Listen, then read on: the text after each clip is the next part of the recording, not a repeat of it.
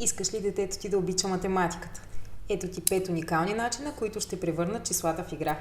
Знаеш ли, че скучната математика може да стане много интересна? Трябва само да я превърнем в игра. Днес ти разкривам моите 5 тайни идеи.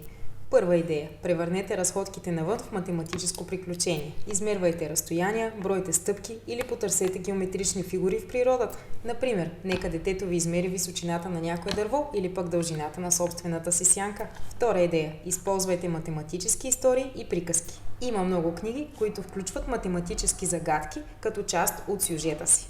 Така децата винаги се забавляват, докато смятат. Трета идея. Гответе заедно. Използвайте готвенето като възможност за учене на математика. Например, правете бисквитки в геометрични форми и нека детето брои и измерва съставките само. Четвърта идея. Включете математика в творческите дейности. Създавайте проекти с симетрични форми и числа. Например, нека детето направи апликация от листенца, така че те да образуват някакво число.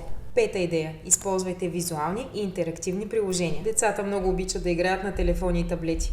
Има много приложения, които правят математиката забавна. Потърсете ги. Неусетно те превръщат ученето в приключение. С тези 5 страхотни идеи вашето дете ще започне да обича математиката. Опитайте ги още днес и вижте резултата. Ако тези съвети ви харесаха, последвайте ме за още такива видеа.